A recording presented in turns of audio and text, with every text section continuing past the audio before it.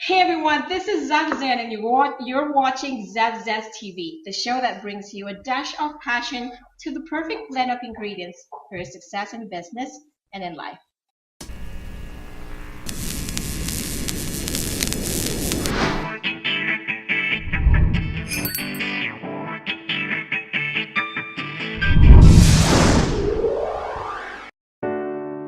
Well, if you don't know, July this month we're actually celebrating heroes at Zef Zest TV.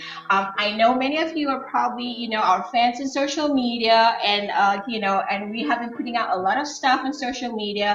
We wanted to celebrate heroes because July is all about independence and all about freedom. People, ordinary people taking things into their own hands and making their lives better, and trying to transform their lives for the better.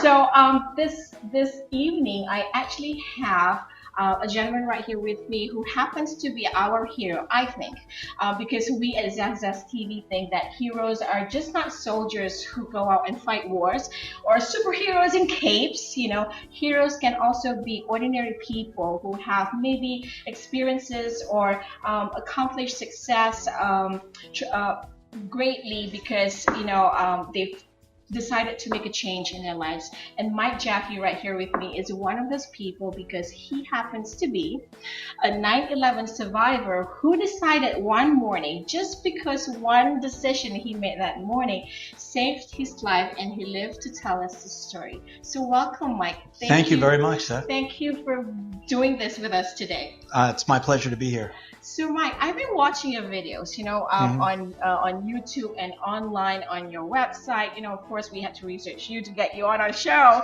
But one thing was apparent about all your videos. Each time you tell us your story, I'm like, I get goosebumps, and I think you'll tell your story today here, and I'm sure some of our live guests here would also get to experience that goosebumps that I personally felt when I watched those videos. So tell me, you have a book called Yes. Wake Up. Your Life is Calling. Why settle for fine when so much more is possible? So tell me, what inspired you to write it? I mean, there must be a reason that you wrote it, and I really want to hear the real story. What inspired you to rewrite this book? Well, the real story is that I know so many people that want to make changes in their life, just like you said, right? Independence, freedom, but they get stuck. And they get in their own way. Yeah. And all of these dreams that they have, all of these great intentions just float away. And after I've experienced what I went through, and I'll share about that story when it's time, it really became my mission to try to serve as what I call a human wake-up call, to try to wake people up to say that any time is the perfect time to make that transformation. But it doesn't mean it's easy. And there's definitely a formula, a way that you can approach it that'll make it happen. And so this book really lays out kind of like a roadmap to change, 5 main sections that can help take people from intention into action, into transformation. That's the book. Why don't you show it? It would be... Mike Jaffe, Wake Up, Your Life is Calling. This is a powerful book. I think there are 5 components in here that you talk about. What are they? It starts with perspective. Okay. Everything starts with perspective because you don't have access to even understanding what the difference is or what's possible unless you have a shift in perspective. Right. Then it goes to purpose. So you need to know your why, right? So once you have the shift in perspective, now there's possibility. Now you need to know why and what direction you want to head in. And once you have a sense of that, then it's time to play. And what playing does... We must play a little. We have to play a lot. Yes. And the reason is because you don't know until you do something. Right? To know without doing is not to know. Very true. So you have to do something, but you don't have to fully commit. You don't have to jump into the deep end right away.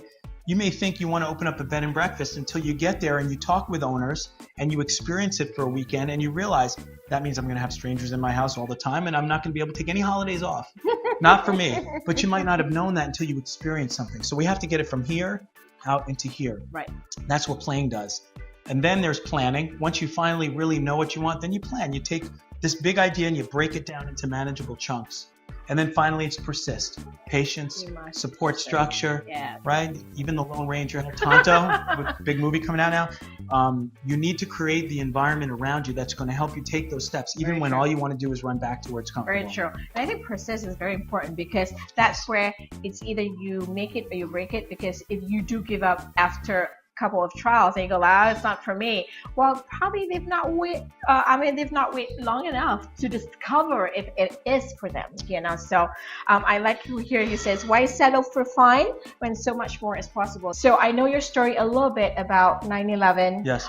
Maybe you can tell us a little bit about that story, because I can guarantee to each and every one of you out there who actually are our live audiences, or maybe you're watching as our recorded show. Each time I hear Mike telling his story, this particular story that I'm asking him to tell, I get goosebumps, because I think about, what if, that same morning he did not make this decision? What if, I'm getting goosebumps. So, so tell us a little bit about that, because I'm sure that has a little bit to do with your book. Oh, it has a lot to do with the book. But really, it's about the bigger message. So for me, life was fine. I had a good job. I was working in corporate. I had a beautiful life. My daughter was one. We had just moved to Fairfield County, Connecticut. And my commute changed because we had lived in the city prior to that. So now my commute became 2 hours each way. Wow, that's a long way. It is, but when you live where we live and you look around and you see everybody else doing that, that becomes normal. Yeah. Right? We kind of define normal by what we see around us. Very true. And there were many people for 30, 40 years doing this commute. So who was I to complain about it when other people, you suck it up, you do what you need to do, you provide for your family. Very true, because we also become complacent. And we become complacent, and we are afraid of the unknown, and we don't see any other way out, so we feel stuck. Yes. But we also have these needs and these responsibilities. So how can we be reckless and irresponsible and just change something when it's going to impact others? We can't. Right. So we feel very, very stuck where we are. And I remember days became weeks, became months, and the problem was I'd come home at night, my daughter would be sleeping. I'd leave in the morning, my daughter would be sleeping. And so I would never see her awake during the week.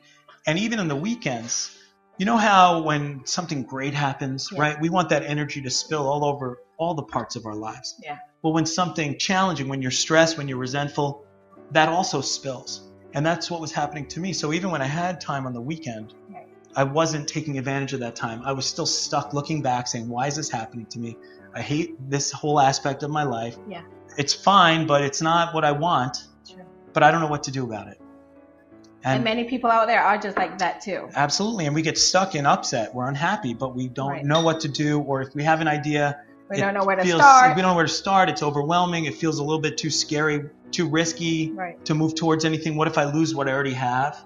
So we get stuck in this world, what I call of fine.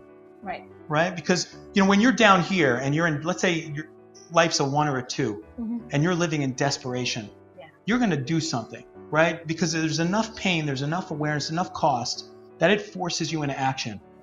When you're up here, that's inspiration. And there's enough momentum and courage and confidence and energy to get you into action. But when you're here, you're in stagnation. And that's the world of fine. When things are 5 or 6, they're not bad enough to get you moving, but they're not good enough to really, truly be good enough. And so we get stuck in that complacent world, and then we start building walls around us to protect that. Because now we don't want to lose what we have. What if we go down instead of up? Yeah. Absolutely. And so we give up a lot of our dreams, or we just stagnate there. And that was happening to me, except finally the cost of not seeing my daughter awake broke through.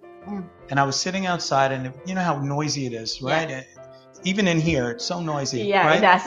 You have to get away from the noise. I cleared it out. I sat outside, and I just thought, all right, no one is going to do this for me. I need to own this. And that was an important starting point. I really had to get clear that I owned it. It wasn't anybody else's fault, because I had been blaming everybody. My boss, my company, my commute. It's easier to do that. Absolutely. Yeah. They're all wrong. It makes me right. Exactly. It justifies me where I am. That's right. Right? True. I get to play, a victim. It's just like, you're pointing the finger at somebody, but 3 other fingers pointing back to you. That's right. Exactly right. And there's no power there. You are choosing to be a victim. I was choosing to be a victim. And when I really got clear on what was most important to me, and I realized it was the values of love and family, and I realized that, you know what? What if we just had breakfast tomorrow morning?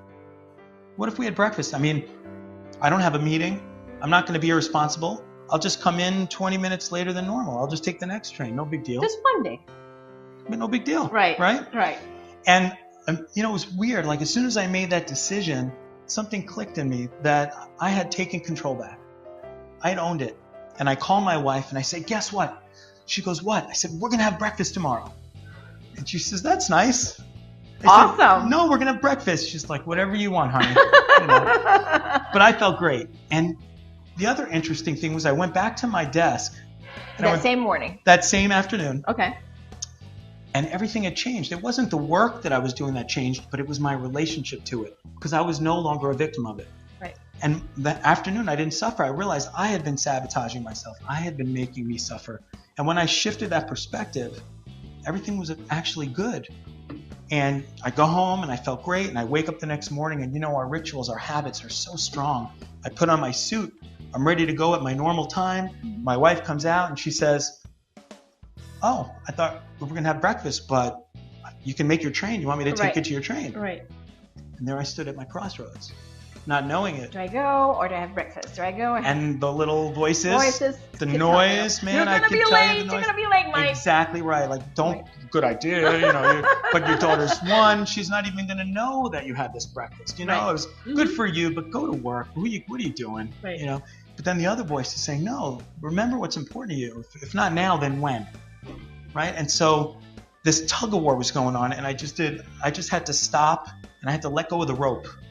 And I stood in space. Again, space is so important. And I looked up and I saw my family, and it became really clear, you know, what was most important to me. And I said, you know what? The whole point was to have breakfast. Let's have breakfast. And so we had this simple little nothing breakfast. But I felt so good, you know, and I went on the train and I was beaming and shining. I mean, I shine a lot, obviously. And I'm shining, and I'm looking at these other people on this later train, and you could just see the unhappiness, how maybe the commute or their life or their being a victim is sucking the vitality right after. I know how that is, I am not going to be that person. Sometimes when we go on the train, I see people, you know, just like a cloud just over their heads just because they know, like, I'm going to work this morning, but I don't want to. Who's choosing it? Yeah. They are. We should make all the choices for ourselves. Exactly. Sometimes it doesn't feel like a choice, but it's always a choice. Yes. But there are consequences for our choices, right? And sometimes we don't really focus on the cost. Yes. We just do what we do because that's what we do. Yes. Keeps us safe and keeps us in that nice little comfortable world of fun. Right.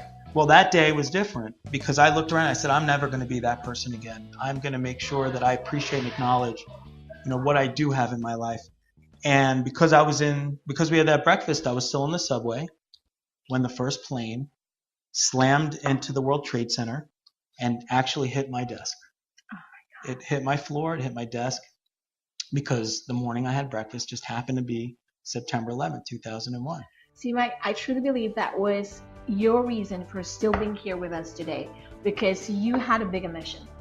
You were put out here. You're a hero for many of us right now, because I think that morning that right shoulder person said, hey, just have breakfast, you know, stretch it out a little bit, because, you know, sometimes I truly feel that we are here on earth to do bigger things. And probably your path was, you know, designed for that. And thank you for making that decision, because now you get to go out there and live your life and actually empower others to do what you do today too. Well, thank you. I have a different take on it. Okay. All right. I would love to see that. But I appreciate that. Okay. You know, what's really important is I knew all those people up there. And people used to tell me, yes, you have an angel on your shoulder, or there's plans for you. But as nice as that is to feel special, I cannot accept any of that, because you know what? Everyone that was up there was us. Yep. Well, they're us. Yep. I'm no more special than them. Yep. Right? We are all survivors. Every one of us, every day. True. And what's really important is that 9/11, surviving that experience obviously had a huge impact on my life. But what was the most important thing is that I had my wake-up call on September 10th, on a day that looked like any other day. Any other day, a day that looks like today. I just made a different choice. I got back in touch with what was most important to me, and I created a new intention that was aligned with what I stood for. And when it was time to either take a step or not take a step, in this case, I took the step. And that's the difference, because I want everyone in here to get, and everyone on there to get, that everything we're talking about is within access. You already have everything you need to get started. You know, we all need to play bigger in our lives, but we need to know what that looks like. It doesn't mean busier. It doesn't necessarily mean more, right? It just means bigger. It means getting out of your comfort zone. There you go. Okay? So yes, it gave me the tools and the experience and the perspective that were tools for me to be able to do that. That's why I want to help others, not because they need to be chosen or they need to be heroes, because we all are. Yes. Because it's possible for everybody, and that is why I wrote this book. Too. Absolutely. And I think each and every one of us need to make our own journey and discover that hero within. Yes. Because again, heroes are really not soldiers, you know, going out there, or firefighters, you know, saving lives from the fire. Really, heroes are really what you make yourself to be, and you know, take charge of your destiny, take charge of your own life, and make your tomorrow a better tomorrow. You know, and it's not always easy, because you have to fight your demons daily. Whether you do it well or not, you know, sometimes I think we all need support systems and, you know, people around us, you know, the positive environment to help us do what we need to do. Well, that's part of the fifth step, which is in the book, which is called persist. And it is about creating the support environment around you, because it is hard to do this on your own. You want to use other people, and they never own it. You always own it, otherwise you're being a victim again. But it doesn't mean they can't hold you accountable to yourself. That's why coaching is so powerful, because coaching is somebody who's going to help you get out of your own way and hold you accountable to yourself, but never owns it for you. That's the magic of coaching. And it's always rewarding, and the feeling is always, you know, exhilarating when you've accomplished that goal and that success, because you know that you actually put your, you know, heart and soul, your blood, sweat, and tears into it. And then when you achieve that success, it's so rewarding, and you shine. Well, that's because you got out of your comfort zone, right? Because that's what growth looks like. So here's the story about growth. So pretend you're on a platform that's 40 or 50 feet high. You know, and you're looking down at that pool, and it feels really high up there, right? But you know you have to jump into that pool, and you're just looking down there, and the fear of the unknown, the fear of getting, all of the fears, all of the demons, all of the truths start to come out, and these are all the things that you usually use to justify and validate why you're not going to take that step. So you need to summon up courage. You know, not 20 seconds of insane courage like they say in the movie, just 5 seconds of ordinary, everyday courage. Step off the platform and don't judge how you're going to be. And you jump, and you're falling, and then boom, you hit the water. And you're disoriented. You have to fall enough. Well, what happens is the first time, you just don't know what it feels like. Am I alive? Am I good? Did I break? Right. No, I survived this thing, but my feet hurt. I better point my toes next time. And so you climb back up. Now, is the fear gone when you're up there? Absolutely not. But it's a tiny bit less, because now you have a history. You said, you know what, I know I can do this. I've done this before, but it's still scary. And people give up at that point, but it's still scary. So now you have to do it again, and you just think, point my toes, point my toes, point my toes. Boom, you hit the ground. You hit the water, not the ground. Right? Hopefully. Yeah, not the ground. And you hit the water, and this time you're a little more comfortable. You said, all right, you know what, I can do this. Now pretend for the next hour, 40 more times, you're climbing up that platform and you're jumping off. Now by the 40th time, when you're standing looking over at that water, how much courage do you need? None. Yeah. Because it's transformed into something way more powerful, confidence. But people wait until they're confident to do something, and it doesn't work that way. You get confident by doing something.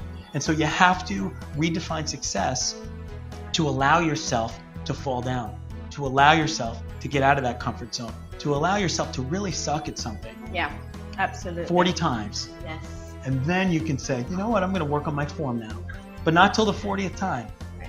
Otherwise, you stop yourself from ever getting started. And that's what people do. We have all these intentions, we have all these great ideas, but we never get started. Or if we do, we run right back to where it's comfortable, because it's scary out there. Very true, very true. And talking about scary, every business owner out there, when they want to start something new, they go like, oh, this is scary, and this is too much work because I have to do it all on my own. What would you say your biggest challenge was when you started a business, and how did you overcome that? Because I believe people need to know, just like our lives, you have to just jump it, and just do it, because just like Nike says, like, just do it, because unless and until you just do it, you will never know if you could.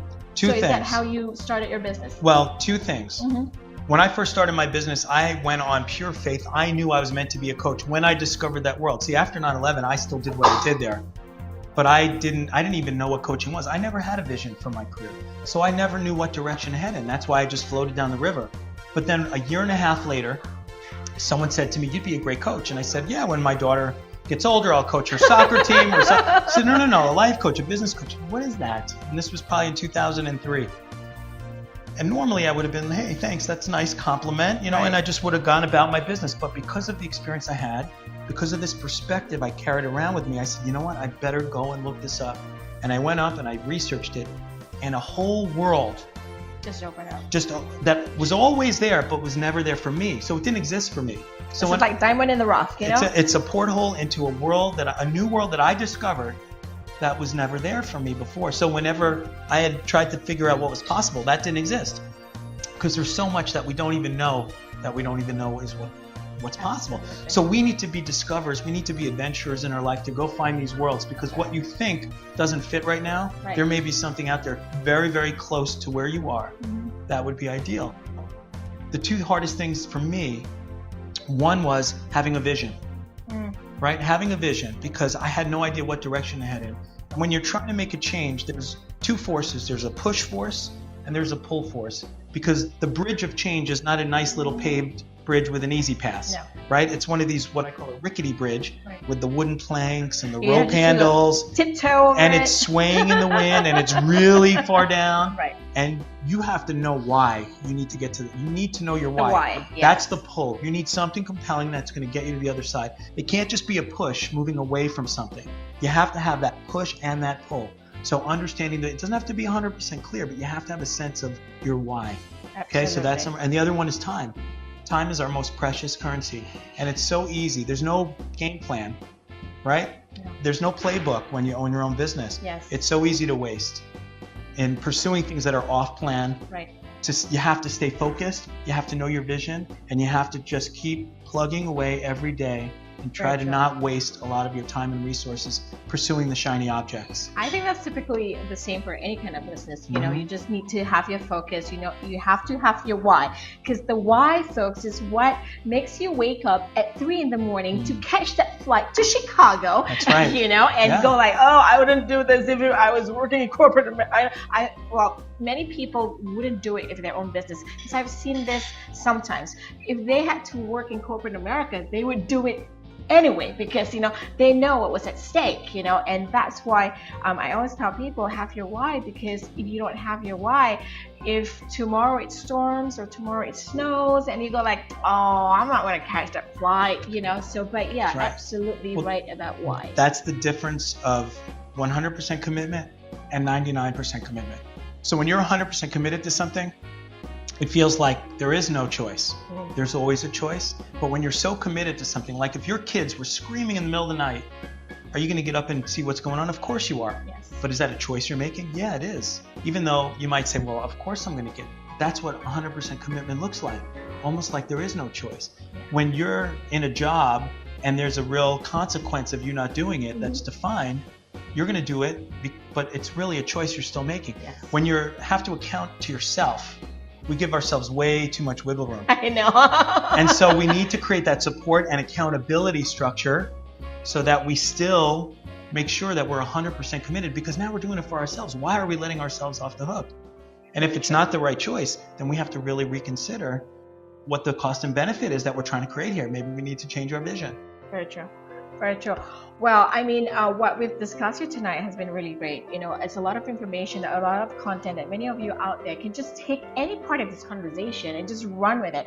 Because having a business, because Zef Zest TV is all about, we focus on success stories, business owners who are passionate to own success, and however little that success may be. So I want to take this opportunity to thank you for being here with us today, because just hearing your story, I'm sure you've inspired and empowered somebody out there to maybe start their own business or just do something that they have been putting back in the back burner for a long time, hope so. Trying to discover their own passion, in order to achieve success. Maybe you can tell us, how they would get your book if they want to purchase your book. Is there an electronic option for it? Yeah, there is. There's obviously the hard and soft covers of the book. You can get everything from my website at humanwakeupcall.com. Okay. And on the website, I also, if you register, you get a 7-step free audio course. Okay. How to design and live an extraordinary life. Awesome.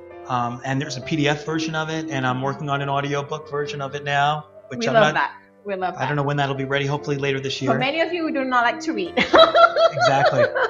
But everything is at humanwakeupcall.com. Okay, great. Thank you, Mike Jaffe, for being with us today. Very much. Thank you. Welcome. My honor. So again, thank you, Mike Jaffe, for taking time out of your busy schedule to be with us, to do this video, to share your journey, and also tell us your story. Because I am certain that many people out there, who's watching this video today, find your story to be empowering and inspiring. And that's what we want to do here at Zef Zest TV. Sharing the passion of others and people who are passionate about success itself. Well, thank you everyone for watching. This is Zef Zan, and you're watching Zef Zest TV, the show that brings you a dash of passion to the perfect blend of ingredients for your success in business and in life. We'll see you in the next episode of Zef Zest TV. Bye-bye, everybody.